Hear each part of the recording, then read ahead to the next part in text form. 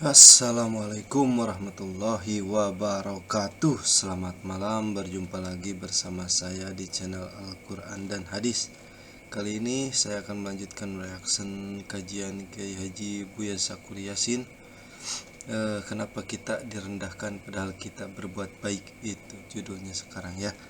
Mari kita simak dan kita saksikan kajian Kiai Haji Buya yang selalu berbeda dengan kajian-kajian biasanya. Gaskeun. Agak mengejutkan dan unik Buya bagi saya dalam diksi kata direndahkan di halaman 4 kalau nggak salah. Di sini Buya menjelaskan bahwa orang direndahkan ketika dia melakukan hal-hal negatif. Tapi kemudian di sini Buya menuliskan begini: semakin besar perhatianmu kepada teman-teman yang engkau cintai, mereka menduga engkau sangat membutuhkan mereka, akhirnya engkau direndahkan. Ini sebenarnya bagaimana penjelasannya Buya? Ya, sampai sekarang Iya. ini orang yang berjiwa sensitif, Iya. yang selalu menolong orang lain yang susah. Ya, seperti yang dimiliki para anbiya, para mursalin, para aulia, para ulama solehin yang hatinya sensitif. Punya makanan satu piring, tangga belum makan dibagi dua kok. Nabi Ibrahim itu kalau makan nunggu tamu, kalau nggak ada tamu ya nggak makan. Masya Allah. Karena dia tidak mau makan sendirian, ingin berbagi dengan orang lain. Ini orang-orang yang berjiwa sensitif macam ini, dalam pikiran kita itu sifat negatif. Dipersalahkan. Jangan menjadi lilin, menerangi orang lain, tapi engkau membakar dirimu sendiri. Kan gitu.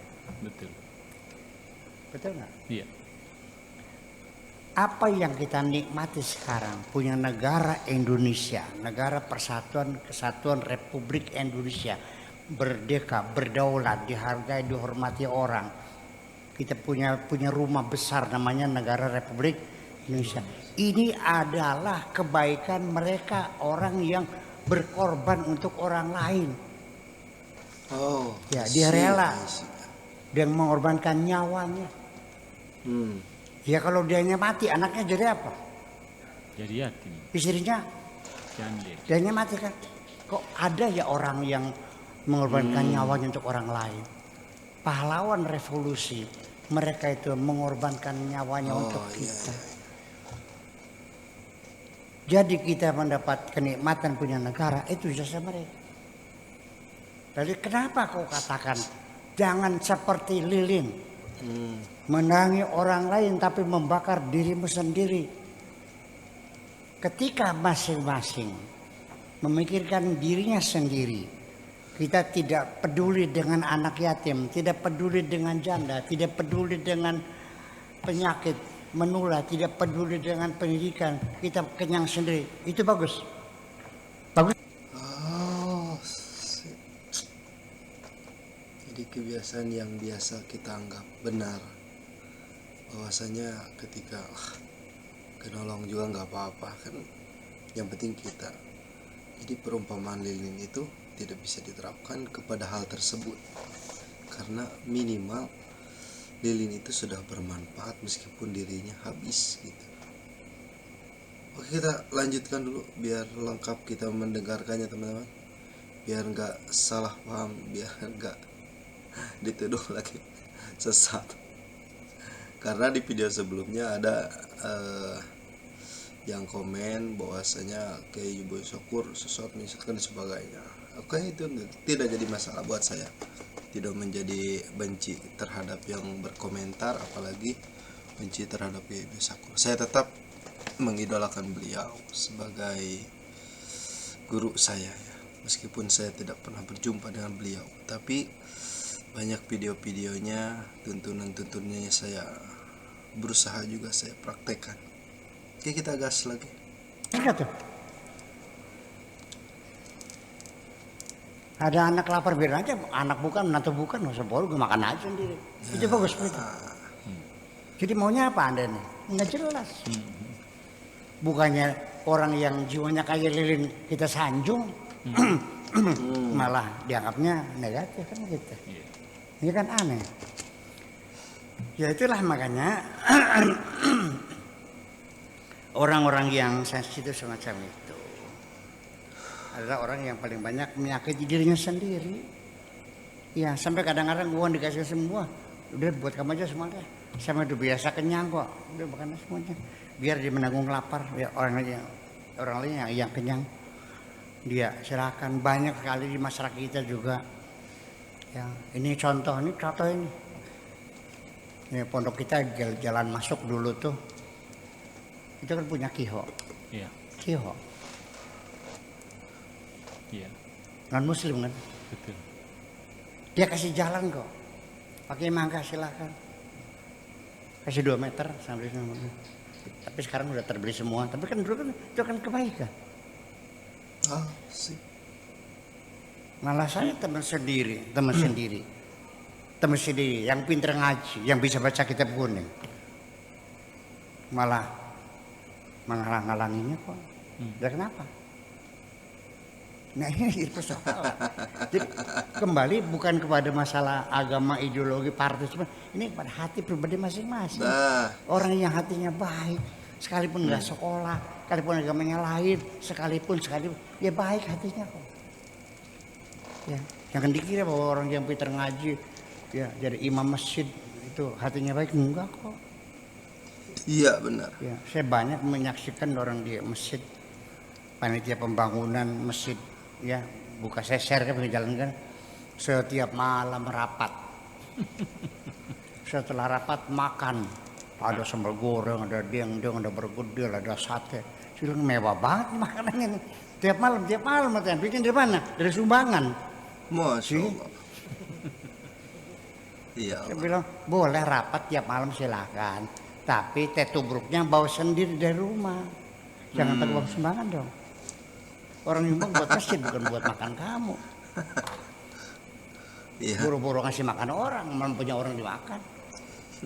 Jadi yang bagus mana? Iya. Nah, akhirnya jadi kita kembali lagi ini. Kemudian kita sambung lagi pada halaman yang 4, saya bacakan dulu. Tetapi apa yang terjadi atas dirimu adalah sebaliknya. Semakin besar perhatianmu pada teman-teman yang engkau cintai, mereka menduga engkau sangat membutuhkan mereka. Akhirnya engkau direndahkan. Karena saking baiknya selalu dibantu, karena saya selalu membantu orang-orang yang kesusahan, saya bantu. Mau ini saya kasih. Ketika suatu ketika saya tidak ada uang untuk membantunya, saya disalahkan dan mereka marah. Jadi kalau begitu perlu sekali-kali dihentikan dulu kebaikanmu supaya mereka merasakan kebaikan itu. Perlu gitu enggak? Nah ini kita kembali lagi kepada diri kita sendiri. Ketika kita selalu menolong orang, apakah ingin menyenangkan Allah atau menyenangkan orang? Ya.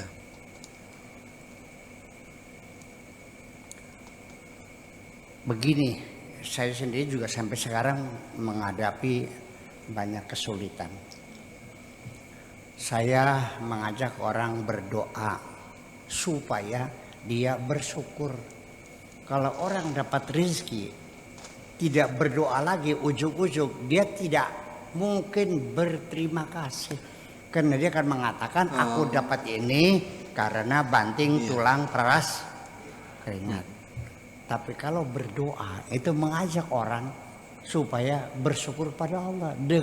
Karena kita pernah berdoa lalu dikabulkan, kita merasa diberi oleh Allah. Ini sangat penting sekali merasa diberi oleh Allah supaya kita bersyukur kepada Allah. Ya, benar teman-teman. Ini poin bagus sekali. Karena terkadang kita kerja, kita usaha, kita dagang dan sebagainya. Dan ada hasilnya. Nah, di situ terkadang kekeliruan kita muncul. Bahwasanya hasil yang diperoleh oleh kita melalui dagang, usaha dan sebagainya kita merasa diri kita, Allahnya nggak dibawa. Maksud dibawa di sini enggak, seolah-olah Allah yang maha kuasa, yang maha segalanya, tidak berperan atas keberhasilan kita. Nah di situ letak kekeliruan ya, saya khususnya pribadi saya, karena tidak sedikit itu jadi mengurangi rasa bersyukur. Benar, jadi lupa akan bersyukur kita terhadap Allah Subhanahu wa taala yang telah memberikan semua yang diberikan kepada kita. Subhanallah. Nah, saya ingin berusaha dengan sekuat tenaga saya. Ketika saya membantu siapapun, saya mendorong orang itu untuk bersyukur kepada Allah, bukan kepada diriku. Iya, benar. Bener saya? Bener nggak? Tetapi ketika saya katakan, Pak, ini bawa beras, bawa ayam, bawa amplop, syukuran, bersyukurlah kepada Allah, bukan kepada saya. Iya. Jawabannya, Pak, ya tapi kan melalui Buya. Karena doanya Buya, Allah mengabul mah tanpa doa saya juga ngabul aja kok. Jadi ternyata tidak mudah mengajak orang bersyukur kepada Allah itu. Benar. Nah, apalagi kalau kitanya sendiri yang berbuat baik, memang kita punya jiwa pengkhianat, mengkhianati Allah. Ketika kita menyampaikan kebaikan-kebaikan Allah, kita mengklaim sebagai kebaikan kita. Nah, itu benar. Lalu kita marah kepada orang yang kita baiki, koplok kamu. Lupa ya kamu tuh, saya bantu sekian ratus juta. Kamu tolong tuh sejak dulu, ternyata tolong mentung. Ya, kekecewaan, awas, kekecewaan orang berbuat baik dibalas dengan kejahatan. Itu peribahasanya banyak sekali. Itu dari sisi filosofis bahasa, itu berarti ini peristiwa yang terjadi berulang-ulang.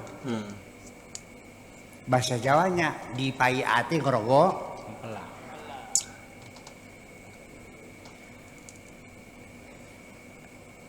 air susu dibalas dengan air Juga kacang lupa kulit.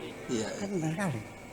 Kekecewaan itu karena aku berbuat baik kamu tidak menghargai. Iya, iya benar.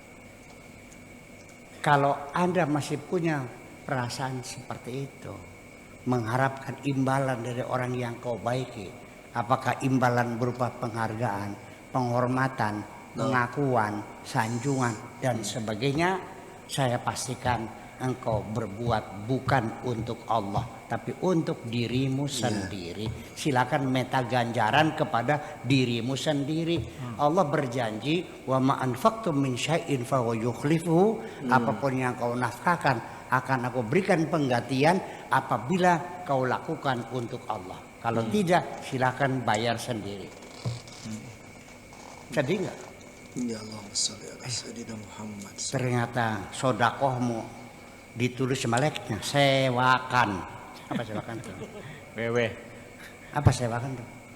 Sawer wewe.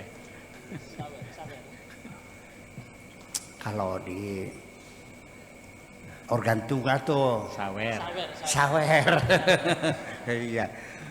Kamunya sodako, begitu di akhirat kok sawer?